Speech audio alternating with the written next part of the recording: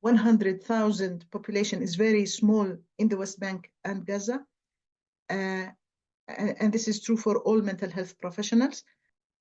This is a summary of the challenges that we have. It has been claimed that among countries of the Eastern Mediterranean region, Palestine has the highest burden. The prevalence can reach 22.1%, the prevalence of people who need specialized mental health services. There is fragmentation of services. The biomedical model that pathologizes individuals and ignores both power dynamics and collective aspects of our trauma is the dominant one. There are many international NGOs that work in Palestine, and they have a misunderstanding of the meaning of neutrality and impartiality.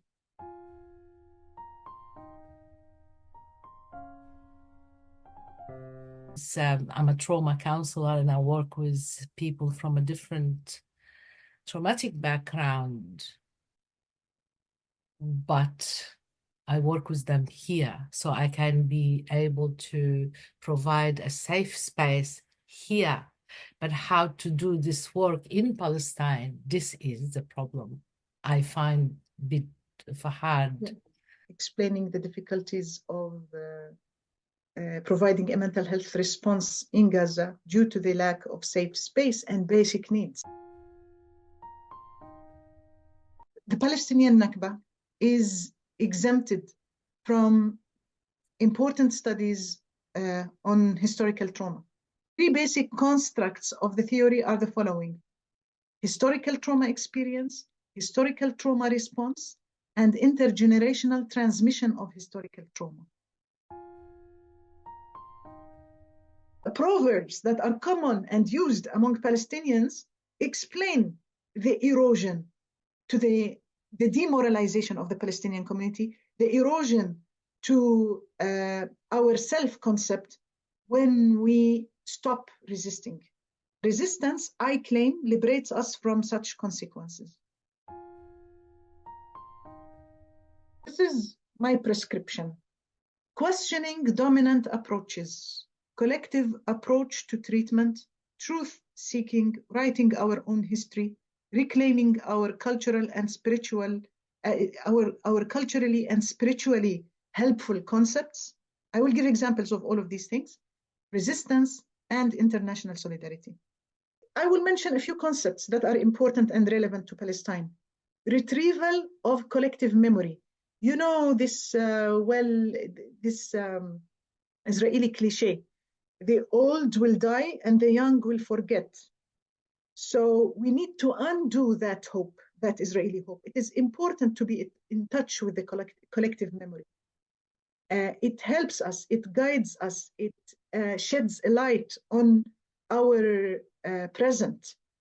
We need to revisit our history and search for truth in the history, because history is usually written by the victorious. And Sumud is a little comparison with resilience. Resilience is new in psychology. Sumud was used from the early 20th century in the Palestinian literature that was defiant to the British mandate. And then through the Nakba and the occupation of 67, Sumud is not an inborn trait or the consequence of a single life event, but a system of skills and habits that are learned and can be developed. They use the concept of ribat to encourage each other. Today, because Israelis have been preventing Palestinians from coming to the Friday prayer in Al-Aqsa Mosque, today there are calls for ribat in Al-Aqsa Mosque, and we expect clashes, of course. We expect Israelis to shoot at people when they go to the Friday prayer. Most common statement said by people when they lose a family member is "Inna lillah wa inna ilayhi raji'un." Listen to the meaning of it. We belong to Allah, and to Him we shall return. Through this, the bereaved overcomes the suffering of loss and the pain of separation from the deceased. It establishes the hope that the beloved is in a better place and that they will reunite one day.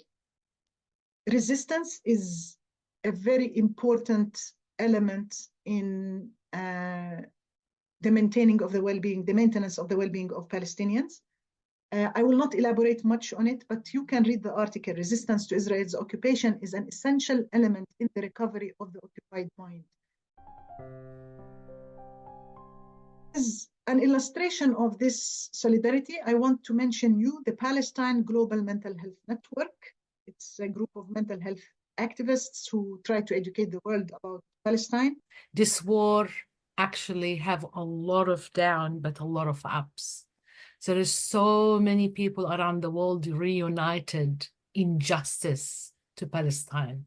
I came in today thinking, will there be something concrete to do for Gaza? And I realize now that it's the shifting of the mindset. What I can do now, and I think what many of us are saying, is that how important advocacy is. When you talk about 4,500 Palestinians living within Palestine, being arrested now because of social media posts, etc., because of whatever, because of they're speaking up.